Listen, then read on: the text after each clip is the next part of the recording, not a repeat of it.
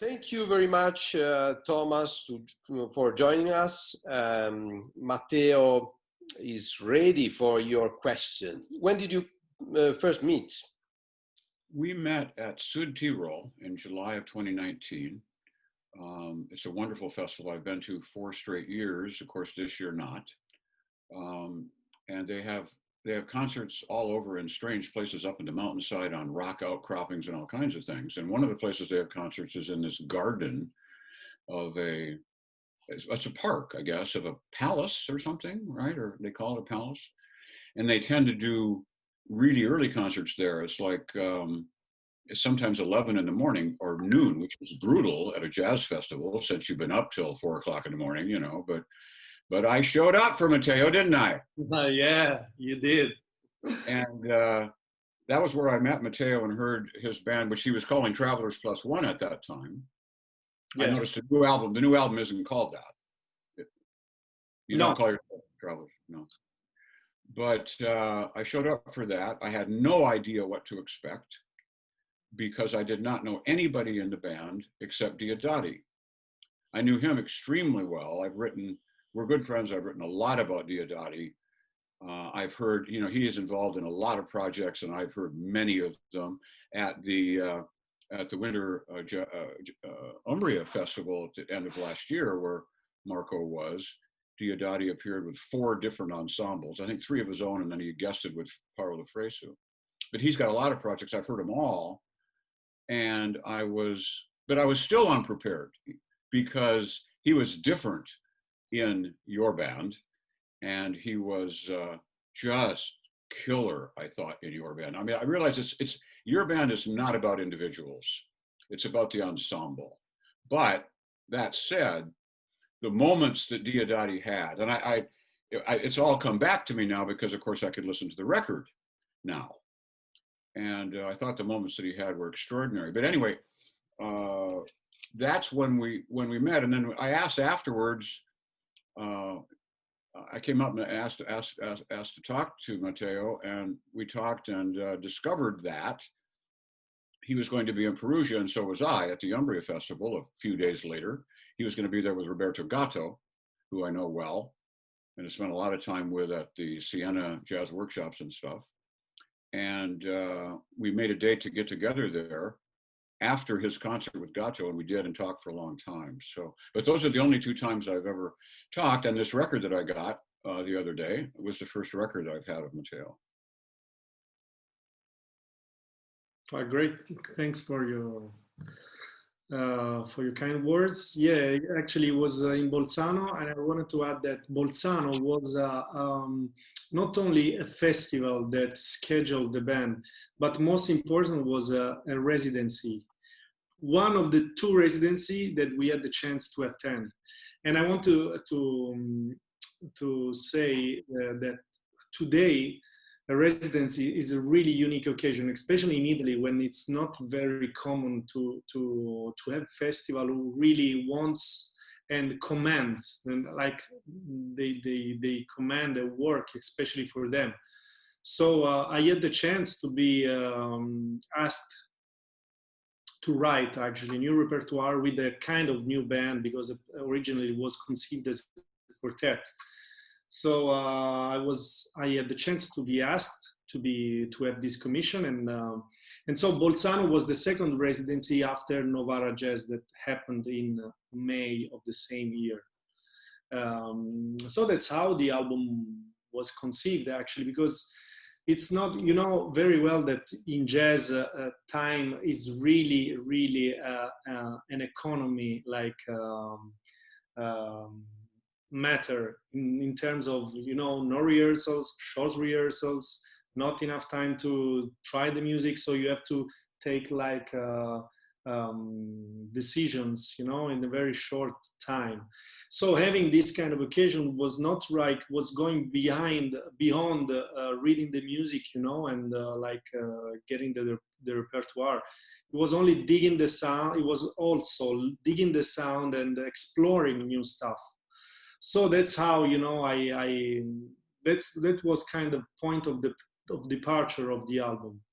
And after that, I could like, you know, take some adjusting the repertoires and putting something here and there. But it was really, really the best occasion I could ever get, like in order to conceive a new work.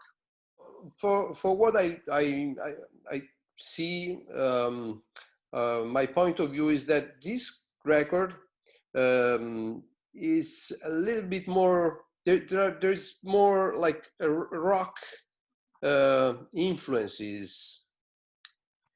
Is there just a particular moment of your life? I don't know. What do you think is the real difference between the previous album, Time Images, and this one? Yeah, there are some rock influences. I think there were also some rock influences in the previous work. Yeah, sure. I think the main difference is really an instrumentation thing, because not only we had another person in the band for the residency and two more person in the album, because I decided to. It's a kind of a variable, like a different lineup. Somehow we play in sextet also with two saxophones. And I think the main thing is really my use of electronics, because it was something that I never tried to do it, not even live. So imagine in the studio. So I was like I was like seeing myself with the keyboard, you know, and glockenspiel and electric bass. So it was more like exploring these new sounds and digging deeper into these rock influences that has always been part of my personal influences. You know, on that point of the rock influences, something kind of interesting. My wife is much younger than I am, and her background in music, she loves music, and her background in music is rock. When she met me, she got thrown into the jazz world up to her neck immediately. She's now been to, you know, scores of festivals all over the world. She knows many, many jazz musicians. She knows all the jazz musicians I know. She knows Marco very well, and she passes on her regards, Marco. She always asks about the women. You know, she wanted to know about. She asked about Marco's various girlfriends, but she lives in a house with me where there's music playing all the time in my music room, and she, you know, is used to that. When this record arrived and I was playing No Lands, she came in the room and said, "All right, now you're talking. Now that's a little bit more my stuff. This guy must be younger. This guy knows what rock and roll is." But you know, and it's interesting because she's got good ears, because the rock is buried pretty deep in a way. You know, it's not fusion, for God's sake, right?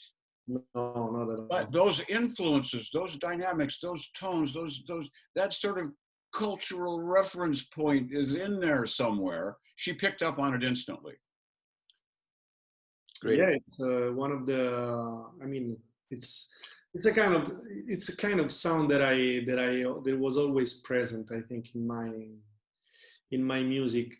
In this album, the electronics. I mean, it's interesting because I love very much like duality, contrasts. So you can see that there are like different moods in the albums. You know, somehow there are like some short miniatures, no solos. There are some long forms, collective improvisations.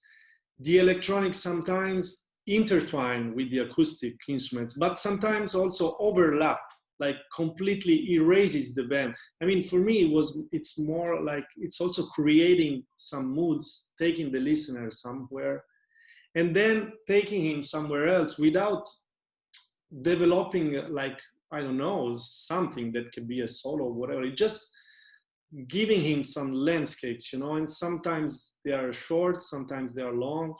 So it's like, as you said before, Thomas, it's like not based on individual, it's based on the collective, it's based on the sound, and it's based how the sound change. This can happen abruptly, and this can like intertwine somehow. So yeah, I mean, this is the main overview that I it's always difficult to define and to talk about in a couple of minutes in a work that you conceived in 1 year, that you recorded in 2 days, and then, you know, I mean, it's the time is really not always enough, but Yeah. I can give a general view. Right. We just need to let people be curious, and then I hope they will listen to the record from the first to the last track. You know, what you say about electronics, I have spent the vast majority of my life listening to acoustic jazz. This entry of electronics into jazz is relatively recent, relatively. And when I first went to Bolzano, I guess 5 years ago now, it certainly wasn't the first time I had heard synthesizers and electronics and laptops in there and all the other devices that you guys use. Not at all. But there was more of it in Bolzano than I'd ever seen before, because, you know, Klaus Widmann books young bands, and the young European bands are into it. The drummers have laptops in some of these bands, along with everybody else, you know. And I gotta say that I really do believe that electronics are abused by a lot of musicians, and not used creatively, not used tastefully, not used selectively to really enhance and expand and broaden and deepen the music. It almost sounds like they're really fun toys. I bet it's a lot of fun for them, some of them, to twist these knobs and screw around with this stuff, and you know, they may be having a lot of fun, but I'm not always having a lot of fun, you know. And this is true both of European bands and American bands. What I was very struck by in your work, and this was immediately in the concert in Bolzano, was the way that you used electronics as music. I mean, you use it subtly. You use it in a way that is embedded in the overall arc of the music.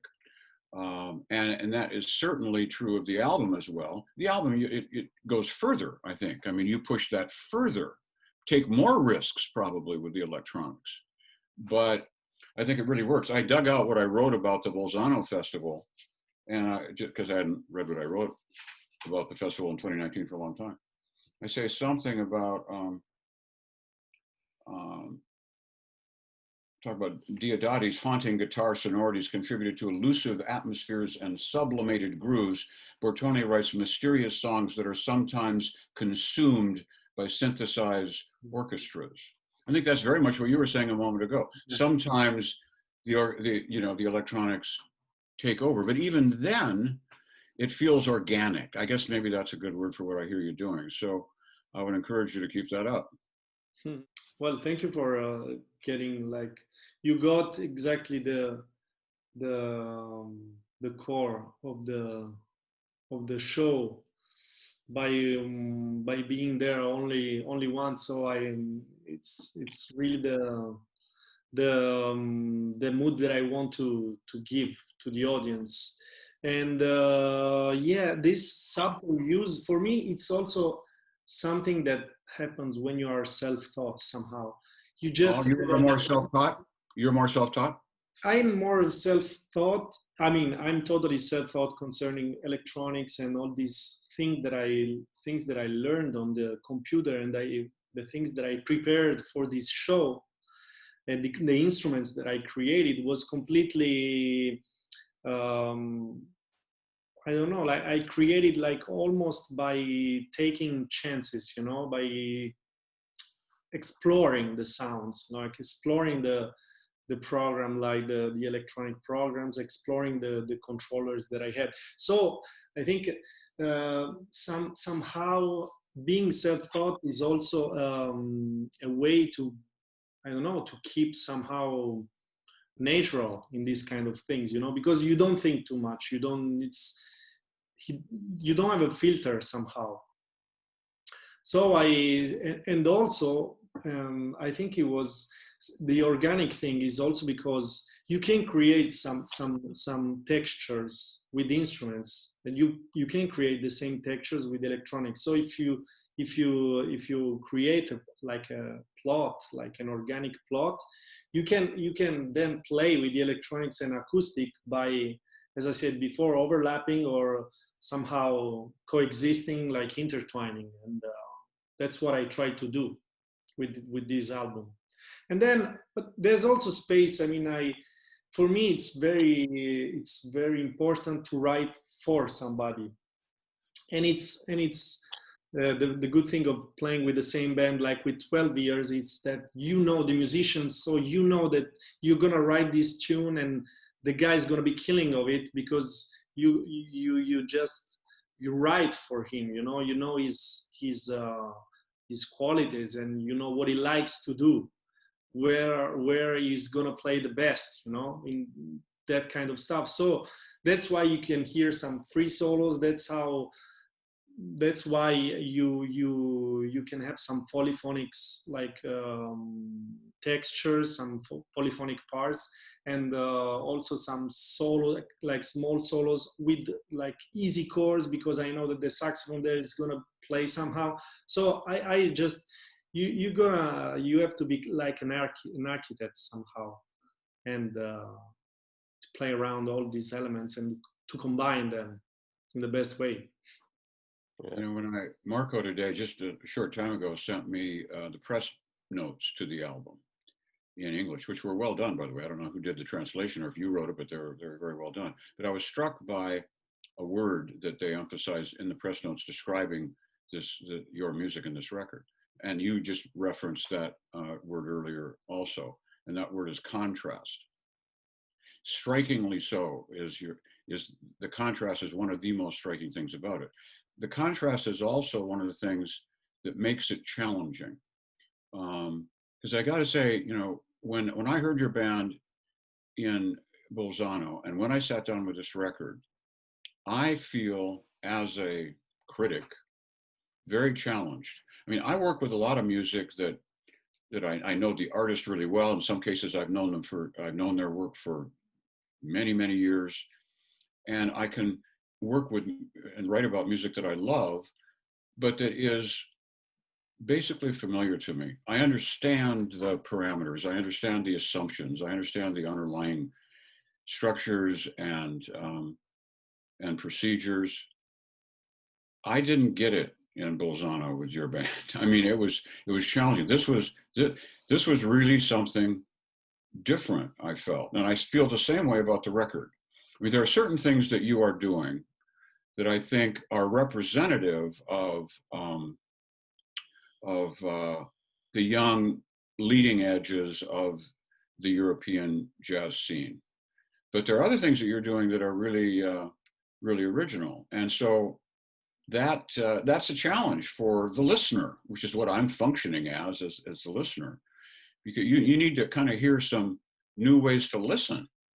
Yeah. And contrast is one of the things that creates those challenges, because contrast can, you know, suddenly the continuity, you thought you understood the continuity of the music, and suddenly you realize you didn't, because now it's very contrasting to what came before.